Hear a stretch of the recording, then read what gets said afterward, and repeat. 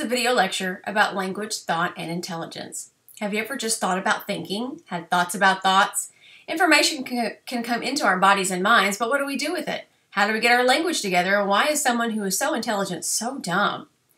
Our language is characterized by a lot of different things. We begin by babbling, mimicking words that we hear others say, usually our parents, and come up with phrases, and then we move on to making sentences. Theorists believe that children are biologically predisposed to process language, and then they come up with their own grammatical rules by listening to others speak. As for the thought process, we organize bits of knowledge about objects and events by creating concepts. With these thoughts comes decision-making, which begins in early childhood. Babies make decisions all the time, which parent or which caregiver they want to hold them, which toy they want to play with, which food they want to eat. As we grow, we develop different ways to make decisions. Some are good, some are really irrational. A lot of it has to do with us just getting older. Most brains aren't fully formed until the early 20s, and so that's another reason why teenagers and young adults make a whole lot of bad decisions.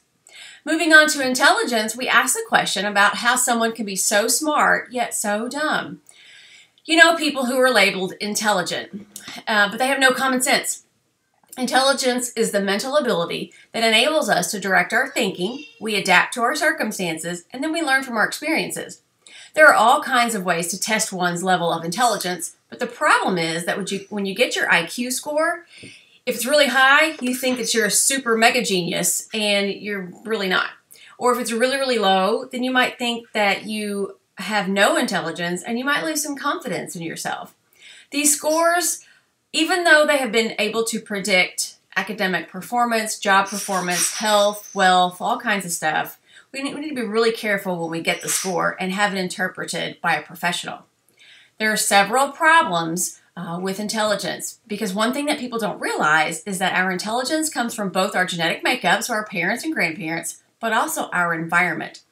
You could have a great potential for being so very intelligent, but if you have lived in a low socioeconomic status your whole childhood development, not much education or not much quality education, then that can influence how intelligent you become as an adult. There are several problems when it comes to testing one's IQ. The situation itself of taking a test can impair one's own ability. Many people are horrible test takers because of anxiety and getting nervous and all kinds of stuff.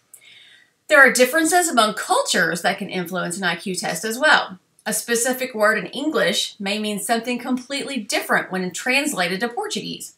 Many IQ tests aren't fair because back 10, 20, 30, 40, 50 years ago, they were designed by older Caucasian men. So they didn't take into consideration minority groups of people of different racial and ethnicity. They didn't take into account to women or different things like that. So IQ tests can be really, really jaded sometimes, so we have to be careful about that. This may cause you to think twice the next time you get the chance to take an IQ test. I've never taken one because I've always been afraid of what the score would be, and I didn't want to disappoint myself. But I'm trained to administer the Wechsler Adult Intelligence Scale, or the WAIS. And what I have seen is that the lower your socioeconomic status, the lower the ability that you have had to be educated with the knowledge to complete a test like that and get a very high score. The thought process is slower, the language and vocabulary isn't as expansive as what someone who had a good quality education would have, and just basic words are used. A couple of questions are, who is Martin Luther King?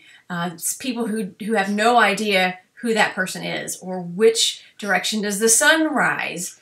What is Columbus Day? Things like that. If you don't know that information, that can impair your IQ test.